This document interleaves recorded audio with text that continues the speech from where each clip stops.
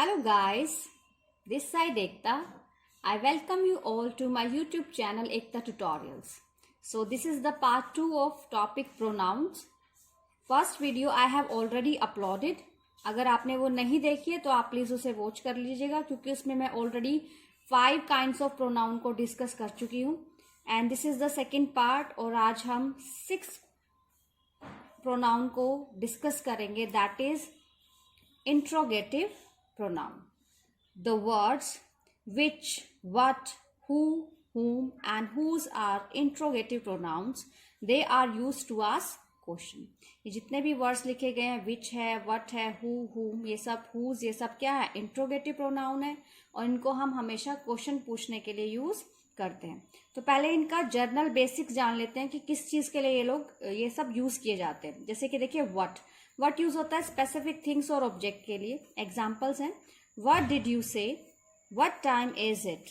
विच हमेशा चॉइस के लिए ऑल्टरनेटिव के लिए यूज किया जाता है. जैसे which is your hat, which is your favourite movie और which colour do you like the most. तो these are the some questions that is related to what and which. अब देखिए who as a subject use किया जाता है, whom as a object और whose use किया जाता है पोजेसिव के लिए.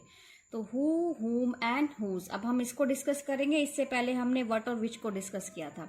देखो who ask about सब्जेक्ट. तो जब सब्जेक्ट के बारे में कुछ भी पूछा जाता है, क्वेश्चन होता है, तो हम क्या यूज करते हैं who. अब देखो सपोज करो मैंने यहाँ पे एक सेंटेंस लिख रखा है the children are playing cricket. अगर हमें इसका क्वेश्चन बनाना होगा तो 3 क्वेश्चंस मैंने लिखे हुए हैं. Who are playing cricket, whom are playing cricket, whose are playing cricket. तो आंसर क्या है the children are playing cricket. तो इसका जो क्वेश्चन बनेगा वो क्या बनेगा this one is correct. Who are playing cricket. तो क्योंकि हमें ये जानना है सब्जेक्ट के बारे में जानना है तो आंसर क्या है इसका the children. तो who किसके लिए यूज होता है एज अ सब्जेक्ट के. जब कभी भी हम क्वेश्चन रिलेटेड पूछते हैं तो हम क्या यूज करेंगे who का यूज करेंगे. whom ask about object. जब हम ऑब्जेक्ट का जब हमें आंसर ऑब्जेक्ट के बारे में चाहिए तो हम किसका यूज करेंगे whom का. देखो he has invited his friend. ये एक स्टेटमेंट है. अब इसका क्या बनाना है एक क्वेश्चन बनाना है, एक इंटरोगेटिव क्वेश्चन बनाना है. whom has he invited, who has he invited, whose has he invited. तो इसका जो करेक्ट है वो क्या होगा this one whom has he invited. तो इसका आंसर क्या होगा he has invited his friend. तो यहाँ पे देखो हिज फ्रेंड क्या है ऑब्जेक्ट है. तो जब कभी भी हम ऑब्जेक्ट के बारे में पूछते हैं तो हम कौन से क्वेश्चन वर्ड को यूज करेंगे हम यूज करेंगे हु को. और जब हमें सब्जेक्ट के बारे में पूछना होता है क्वेश्चन तो हम यूज करते हैं हु को. नेक्स्ट इज हुज हमेशा क्वेश्चन पूछता है अबाउट द ओनर. पोजेशन के लिए यूज होता है. अब देखो दिस कार इज माइन. तो हु इज दैट कार, हुम इज दैट कार. तो ये तो कंप्लीटली रॉन्ग है, ये तो पूछ ही नहीं सकते. Whose is this that car. तो देखो ये हमने पोजेशन की बात करी है. यहाँ पे पूछा है कि ये जो कार है वो किसको बिलोंग करती है. तो दिस कार इज माइन. तो जब कभी भी हम ओनरशिप की बात करेंगे वहां पे किसको यूज करेंगे हम हुज को यूज करेंगे. वट यूज होता है जब स्पेसिफिक थिंग और ऑब्जेक्ट की बात होती है. विच होता है चॉइस और ऑल्टरनेटिव के लिए. हु यूज होता है जब कभी भी क्वेश्चन पूछते हैं अबाउट सब्जेक्ट. whom यूज होता है आस्क अबाउट ऑब्जेक्ट और whose को हम यूज करते हैं whenever we ask any question about owner. अब देखिए कुछ रूल्स देख लेते हैं इस इंटरोगेटिव प्रोनाउन से रिलेटेड. जब हम who और whom का यूज करते हैं तो इसमें बहुत बार आपको प्रेपोजिशंस भी मिलते हैं. तो प्रेपोजिशन प्लस whom को अगर आप यूज करोगे इन द बिगनिंग तो दैट इज एब्सोल्युटली करेक्ट. लेकिन प्रेपोजिशन who को आप बिगनिंग में कभी भी यूज नहीं करते तो उसका क्या वो हमेशा क्या होगा रॉन्ग होगा. जैसे कि देखिए 2 एग्जांपल्स मैंने लिखे हैं. By whom was the Ramayana written, by who was the Ramayana written. तो ये जो सेकंड सेंटेंस है ये एब्सोल्युटली क्या है रॉन्ग है and first one is correct. क्योंकि ये रूल होता है जब कभी भी हम ऐसे इंटेरोगेटिव में यूज करते हैं तो प्रेपोजिशन के साथ whom का यूज होगा. हम प्रेपोजिशन के साथ इन द बिगनिंग who के साथ यूज नहीं कर सकते. और जब आप पैसिव वॉइस करेंगे तो who भी किसमें चेंज होता है बाय whom में. अब देखो प्रेपोजिशन से रिलेटेड एक और लिख लिया है मैंने sentence. To whom are you talking और to who are you talking. ये बिल्कुल गलत है।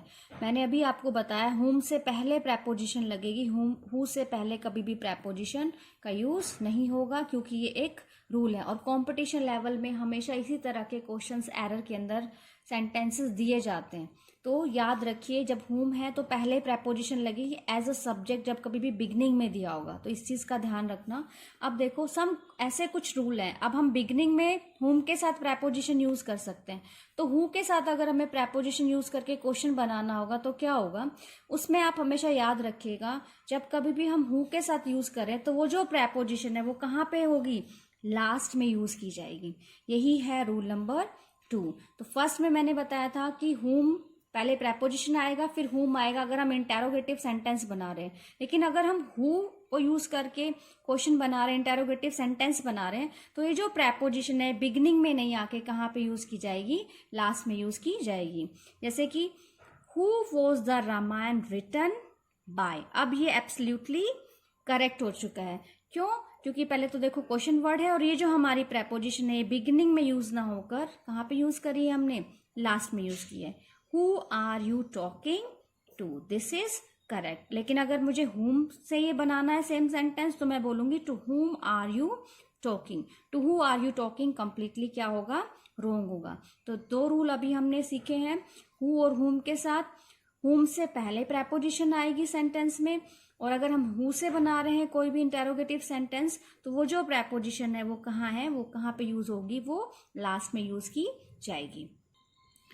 थर्ड रूल क्या कहता है, अब हमने बात कर ली है who और whom की। what और which, what और which को जब हम यूज करेंगे इंटेरोगेटिव के अंदर, उसके बाद हम क्या किसका यूज कर सकते हैं, प्रेपोजिशन का यूज कर सकते हैं। कहाँ पे, in the last of a sentence. देखो which how do you live in, आप कौन से घर में रहते हैं। what is he laughing at, तो what और which भी फिर से एक इंटेरोगेटिव सेंटेंस में हम यूज करते हैं। तो जब ये भी यूज करेंगे तो हम प्रेपोजिशन को कहाँ पे यूज करेंगे, इन the last of the sentence. अब देखो प्रेपोजिशन प्लस which, ये भी एक रूल है। कभी कभी which से पहले भी हम प्रेपोजिशन को यूज कर सकते हैं। जैसे कि देखो in which house do you live, in which school do you read. तो ये बहुत माइन्यूट सी बातें हैं जो आपको याद रखनी चाहिए। और एडिटिंग, ओमिशन, एरर फाइंडिंग, जब वहाँ पे इसी तरह के सेंटेंसेस आपको पेपर में मिलते हैं। तो आई होप, मुझे लगता है अब ये आपको बहुत अच्छे से कंसेप्ट जो है वो क्लियर हो गया होगा कि हमें कहाँ तो एंड में लगानी है और किसके साथ हम बिगनिंग में भी इसको यूज कर सकते हैं। और मैंने आपको बताया था कि बहुत सारे ऐसे प्रोनाउंस हैं जो प्रोनाउन में भी यूज होते हैं और एडजेक्टिव में भी पार्ट होते हैं। जैसे कि देखो डेमोस्ट्रेटिव एडजेक्टिव है तो डेमोस्ट्रेटिव प्रोनाउन भी है। ऐसे ही इंटेरोगेटिव प्रोनाउन होता है तो इंटेरोगेटिव एडजेक्टिव भी होता है। तो हमेशा बताया है कि एडजेक्टिव हमेशा नाउन और प्रोनाउन को क्या करता है, क्वालिफाई करता है। तो व्हाट, विच, हुज कैसे यूज किए जाते हैं, एज एन एडजेक्टिव भी यूज किए जाते हैं। जैसे देखिए सेंटेंस लिखा है, which book are you looking for, what advice did the counsellor give you. तो याद देखिए, विच के बाद बुक लगाया, व्हाट के बाद एडवाइस लगाया, और ये दोनों के दोनों क्या है, नाउन है। इसीलिए यहाँ पे व्हाट और विच किसका काम कर रहे हैं, एज एन एडजेक्टिव वर्क कर रहे हैं, जब एज अ प्रोनाउन वर्क नहीं कर रहे हैं। तो इस चीज का ध्यान रखना, अगर ये वर्ड्स आते हैं, नाउन है इसके बाद तो एडजेक्टिव है, अदरवाइज क्या है, ये प्रोनाउन है। अब देखिए एक्सक्लेमेटरी। अब व्हाट का हमने यूज किया इंट्रोगेटिव के अंदर, अब व्हाट एज एन एक्सक्लेमेटरी भी यूज किया जाता है। देखिए व्हाट हमेशा एक्सक्लेमेशन के लिए भी यूज किया जाता है। जब आप काइंड्स ऑफ सेंटेंसेस है, मैंने एक वीडियो अपलोड की है, अगर आपने नहीं देखी तो वो देख लेना। जब सडन फीलिंग को हम शो करते हैं वो होते हैं हमारे exclamatory sentences. What a beautiful day, this is exclamation sign. What, you don't know Amitabh Bachchan. तो यहाँ पे एज एन इंटेरोगेशन के लिए यूज नहीं किया गया, ये किसके लिए यूज किया गया है, सडन उसको दिखा रहा है, सडन फीलिंग्स को दिखा रहा है, इमोशंस को दिखा रहा है। तो यहाँ पे क्या है, ये what as an exclamatory use किया गया है। तो हम इसको इंटेरोगेटिव नहीं कहेंगे, ये क्या सा है, एक्सक्लेमेटरी प्रोनाउन। अब देखो नेक्स्ट, अब जो 6th है ये है relative pronoun. The words who, whom, whose, which and that are relative pronouns. They are called so because they refer to an earlier noun. तो कौन कौन से होते हैं relative pronoun, who, whom, whose, which and that, ये सबके सब कौन से प्रोनाउंस होते हैं? होते हैं रिलेटिव प्रोनाउन। और इसको क्यों बोला जाता है? क्योंकि इससे पहले वाले नाउन को रेफर करते हैं। तो पहले इनका यूज देख लेते हैं, समझ लेते हैं कि कहाँ पे यूज होंगे एज अ रिलेटिव, क्योंकि अभी हमने इसको एज एन इंटरोगेटिव यूज किया है कि कैसे होगा। अब रिलेटिव में इसकी क्या सेंस होगी पहले वो समझते हैं। हु एंड होम यूज किए जाते हैं ह्यूमन बींग्स के लिए। हुज होता है human beings and non human nouns. Which and that use for non human and inanimate object. Non humans के लिए यूज होते हैं। और इनएनिमेटेड ऑब्जेक्ट कौन से होते हैं? A thing that is not alive, जैसे कि रोक हो गया, चेयर हो गया, बुक हो गया, that is inanimate object, right. Who मैंने अभी आपको थोड़ी देर पहले बताया था, हु रिप्लेस करता है सब्जेक्ट को, हुम को ऑब्जेक्ट एज एन ऑब्जेक्ट की तरह आंसर बताता है हमें। हुज पोजेसिव के लिए, विच दोनों को रिप्लेस करता है, सब्जेक्ट को भी करता है और ऑब्जेक्ट को भी रिप्लेस करता है। अब देखिए एक एग्जांपल लिखा हुआ है, this is the house that Jack built. तो दैट से पहले क्या लगा है? नाउन लगा है। और ये जो दैट है ये कौन सा प्रोनाउन है? ये कौन सा प्रोनाउन है? ये है रिलेटिव प्रोनाउन। और एंटीसिडेंट नाउन वही होते हैं जो उससे ठीक पहले यूज किए जाते हैं। तो ये द, हु, हुम, हुज, विच, दैट, जब इनसे पहले अगर नाउन है तो उस कौन सा नाउन बोलेंगे? उसको बोलेंगे हम एंटीसिडेंट नाउन। अब इससे रिलेटेड कुछ रूल्स देख लेते हैं। हु, विच, दैट, इसको कैसे यूज करोगे? As a subject of the subordinate clause. देखो क्लॉजेस 3 टाइप्स के होते हैं। जब क्लॉज वाला टॉपिक करेंगे तब उसको बहुत अच्छे से करेंगे। तो अभी फिलहाल इससे रिलेटेड एग्जांपल्स देख लेते हैं। ये सबऑर्डिनेट क्लॉज के तौर पे यूज किया जाता है। The boy who came here is a player.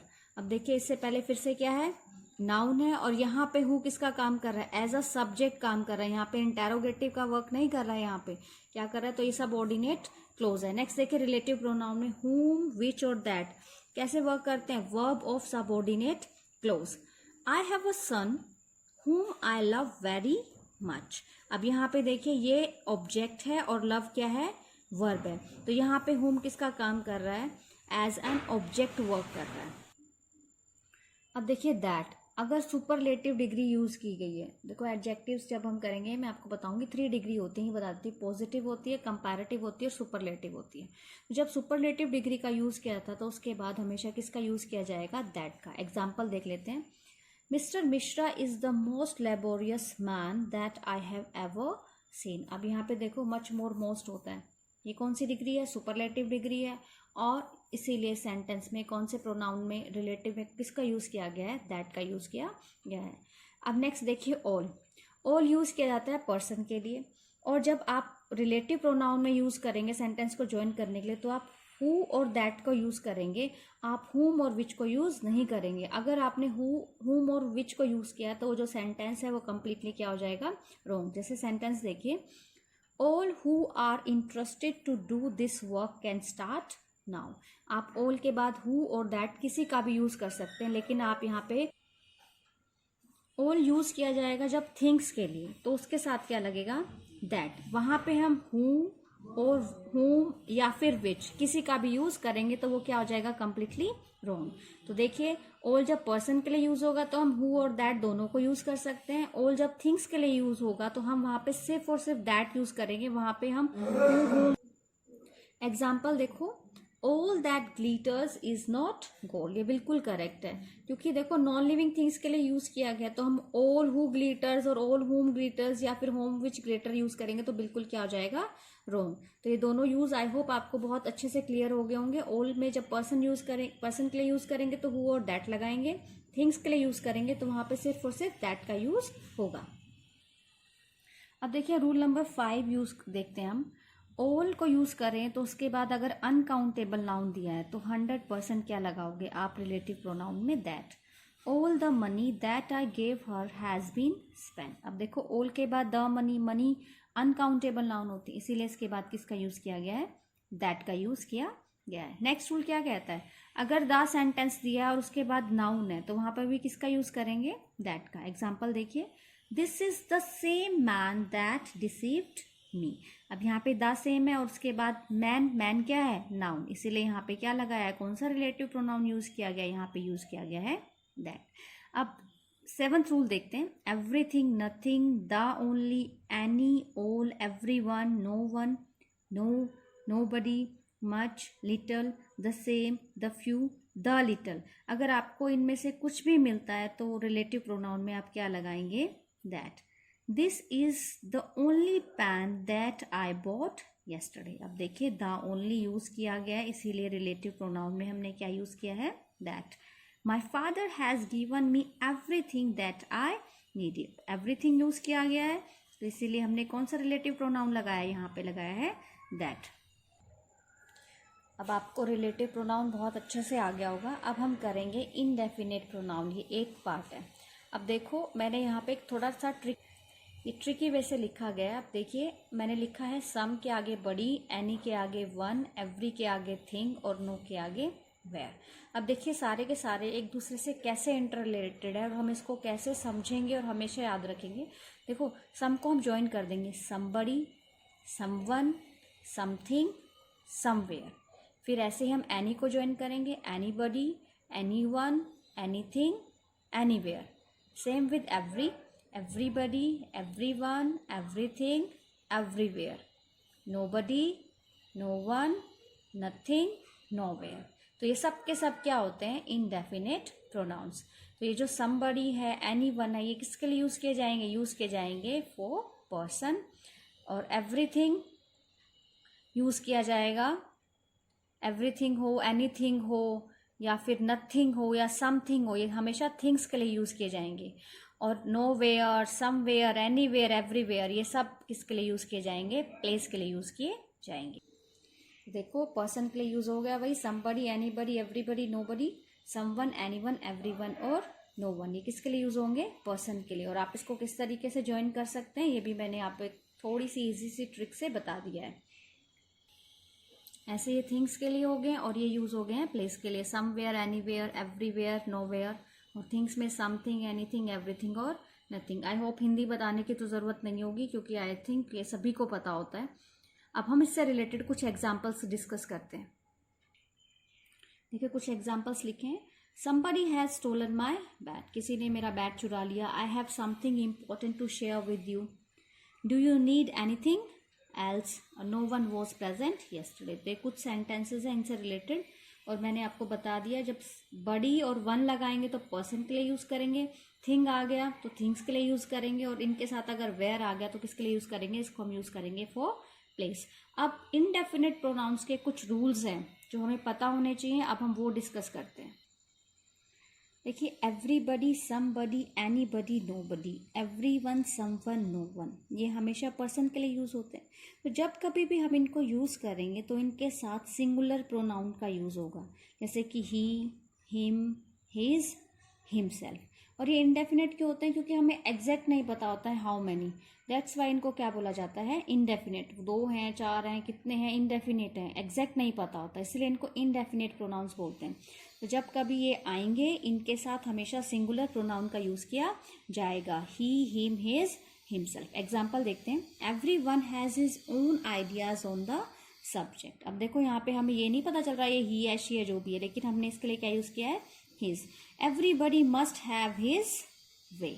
लेकिन इसमें एक एक्सेप्शन है, अगर सेंटेंस में फीमेल के लिए कुछ भी लिखा हुआ है तो वहां पे आप सिंगुलर प्रोनाउंस यूज करेंगे जो फीमेल के लिए यूज होते हैं, जैसे कि she, her, hers, herself. Example देखो, I help every one of the girls in her studies. अब देखो यहाँ पे स्पेसिफिक कर दिया है गर्ल्स, इसीलिए क्या लगाया है?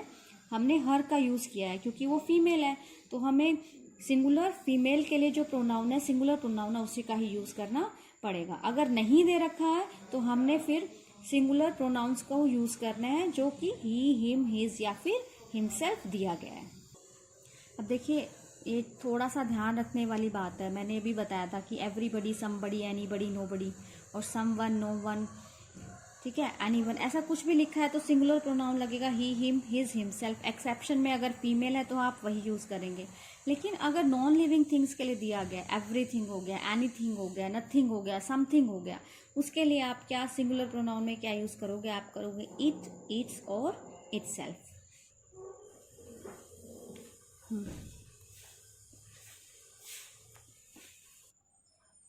अब उससे रिलेटेड एग्जाम्पल्स लिखे हैं। देखो everything has its own limitation, everything has his own limitation. अभी मैंने आपको बताया था कि जब एवरीथिंग थिंग के लिए यूज़ हो गया तो हमने क्या यूज़ करना है, इट, इट्स और इट सेल्फ यूज़ करना है। हम वहाँ पे हिज नहीं यूज़ कर सकते, इसीलिए ये जो फर्स्ट वाला सेंटेंस बिल्कुल सही है और सेकंड वाला रॉन्ग है, क्योंकि हमने यहाँ पे हिज का यूज़ किया है। तो इस चीज़ को ध्यान रखना, एवरीथिंग, नथिंग, समथिंग है तो वहाँ पे इट, इट्स और इट सेल्फ का ही यूज़ होगा। अब नेक्स्ट रूल क्या कहता है, अब मैंने सारे फिर से नहीं लिखे हैं, आप समझ ही गए होंगे। समबडी, एनीबडी, सम, ठीक है, समथिंग, एनीथिंग और नो वन, ये कभी भी आए, बड़ी लिखा हो पीछे थिंग हो या फिर वन हो, इनमें हमेशा सिंगुलर वर्ब का यूज होता है, क्योंकि ये इंडेफिनेट होते हैं, हमें एग्जैक्ट नहीं पता होता, इसीलिए इनको हमेशा सिंगुलर कंसीडर किया जाता है। तो इन सेंटेंस में हमेशा सिंगुलर वर्ब का यूज होगा। Everyone likes to have his own way, everyone like to have his own way.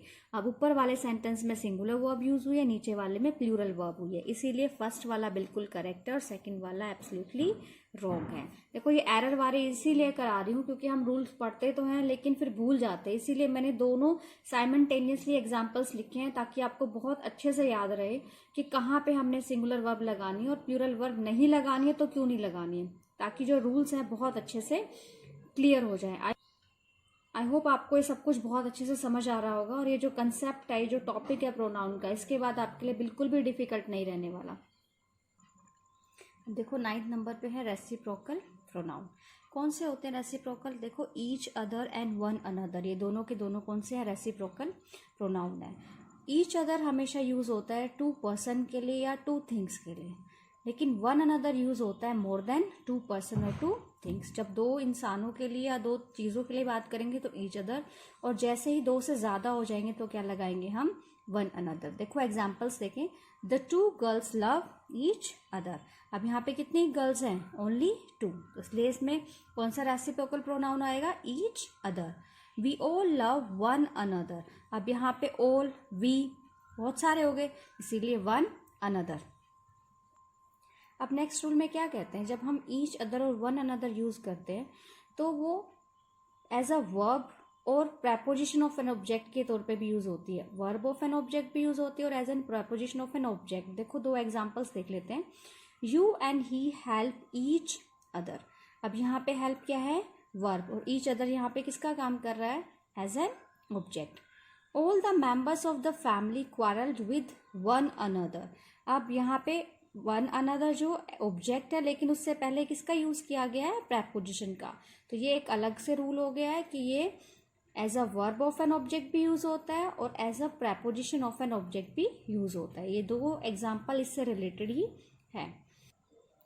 अब देखो ईच अदर और वन अनदर बहुत अच्छे से समझ में आया, इसलिए मैंने कुछ एग्जाम्पल्स भी लिखे हैं ताकि जो चीज़ आपने अभी अभी समझी है वो आपको और भी बहुत अच्छे से क्या हो जाए, क्लियर हो जाए। तो चलिए स्टार्ट करते हैं। The two sisters love dash very bad. अब देखो टू की बात आ गई, जब टू होगा तो हम किसका यूज करेंगे, हम यूज करेंगे ईच अदर, तो इसका आंसर क्या होगा, each other. Little children love dash. अब देखो चिल्ड्रन तो बहुत सारे होते हैं तो दो से ज्यादा हो गए, इसीलिए इसका आंसर क्या होगा, वन अनदर। नेक्स्ट देखो दे चीटेड।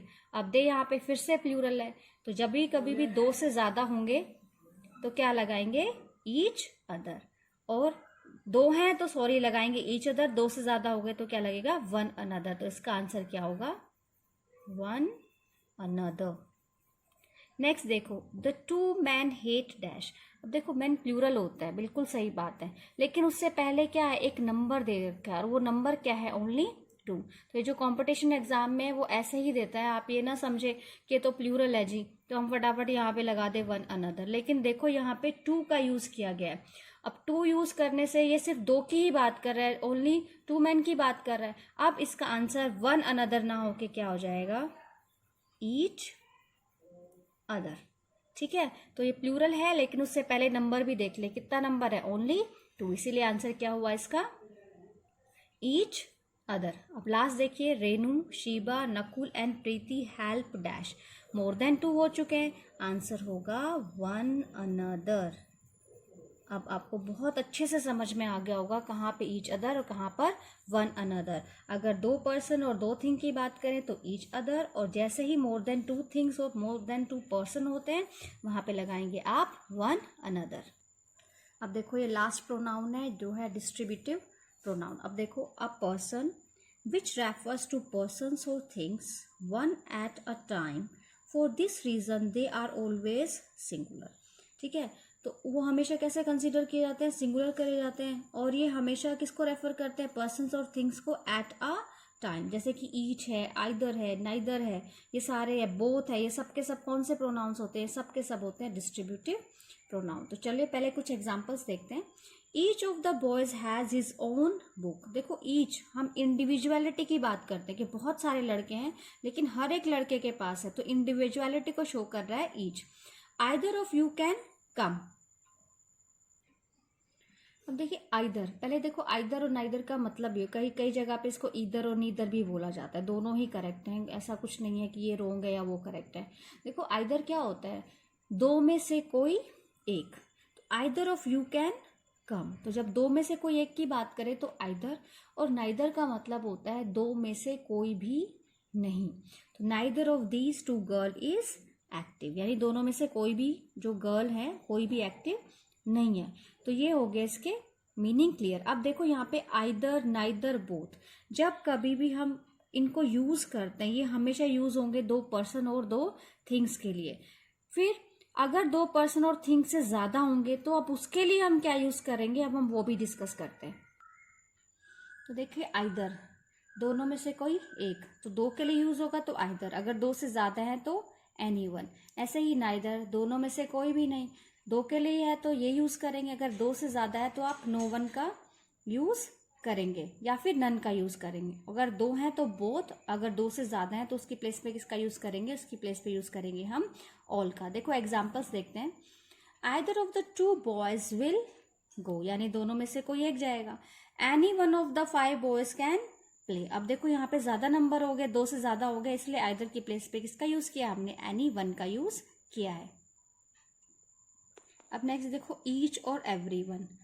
थिंग्स विच आर 2 और मोर देन 2, अगर 2 हैं या 2 से ज्यादा हैं तो लगाओगे ईच, लेकिन मोर देन 2 होगा तो सिर्फ और सिर्फ एवरी वन का ही यूज होगा, वहां पे ईच का आप यूज नहीं करेंगे। 2 हैं या 2 से ज्यादा है तो ईच, और 2 से ज्यादा पे ही यूज करेंगे हम एवरी वन का। एग्जाम्पल देखो, each of the 2 boys will go और each of the 5 boys can play, यानी अगर 2 है तो भी ईच, और 2 से ज्यादा है तो भी हमने किसका यूज कर दिया है, ईच ऑफ का यूज कर दिया। लेकिन अगर 2 है तो वहां पे एवरी वन का कभी भी यूज नहीं होगा।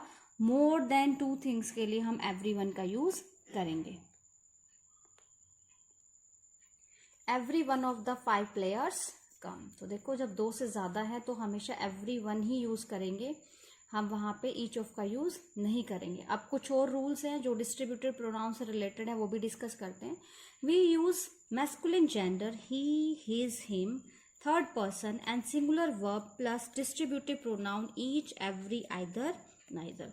जब कभी भी हम डिस्ट्रीब्यूटिव प्रोनाउन चाहे ईच लगाएं, एवरी वन लगाएं, आइदर लगाएं या फिर नाइदर लगाएं, तो याद रखना इनके साथ सिंगुलर वर्ब का यूज होगा, और जो इसमें जो प्रोनाउन है कौन सा पर्सन यूज करेंगे, थर्ड पर्सन यूज करेंगे, ही, हिज और हिम।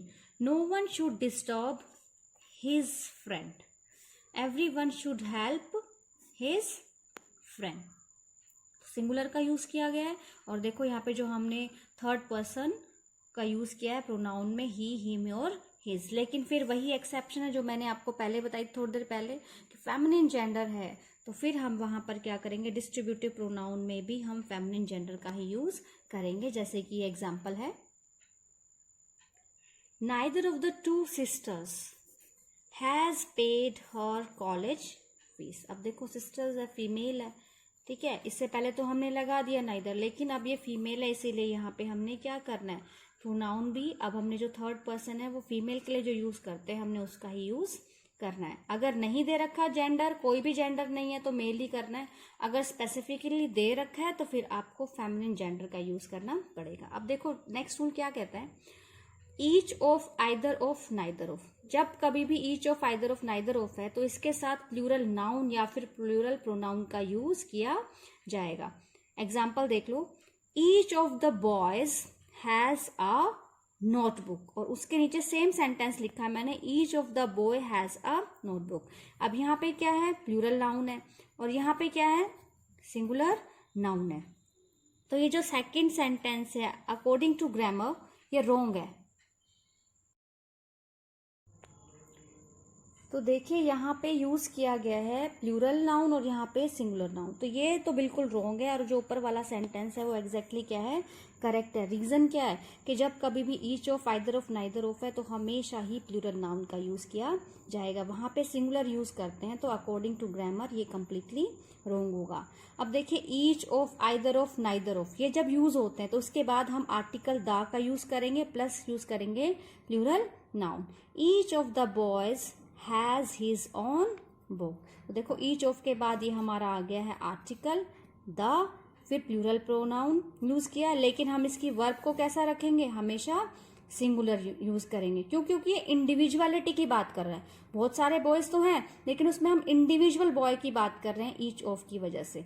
तो ये हुआ, ईच ऑफ होगा तो आर्टिकल लगाएंगे द, प्लूरल नाउन होगा, और जो वर्ब होगी वो क्या होगी, सिंगुलर। सिंगुलर क्यों लग रही है, क्योंकि हम इंडिविजुअलिटी की बात कर रहे हैं, बहुत सारे बॉयज हैं, हम उसमें इंडिविजुअल बॉय की बात कर रहे हैं। आई होप आपको ये वाला जो टॉपिक है वो बहुत अच्छे से समझ आ गया होगा। मेरी वीडियो आपको कैसे लगी प्लीज़ कमेंट बॉक्स में लिखकर ज़रूर बताइएगा। मेरे चैनल को सब्सक्राइब करिए, वीडियो को लाइक करिए और ज़्यादा से ज़्यादा शेयर करिए। Thank you so much. और अब हम नेक्स्ट टॉपिक डिस्कस करेंगे। वैसे तो एडजेक्टिव करना, लेकिन उससे पहले मैं कुछ आपको केस, जो नाउन केस है उसके बारे में बताऊंगी। रीज़न यही है कि हमने इसमें पढ़ा है तो इसके साथ क्लियर हो जाएगा। तो जब हम एडजेक्टिव करेंगे तो वो उसमें भी क्या होगा, बहुत ज़्यादा हेल्पफुल होगा। Thank you so much.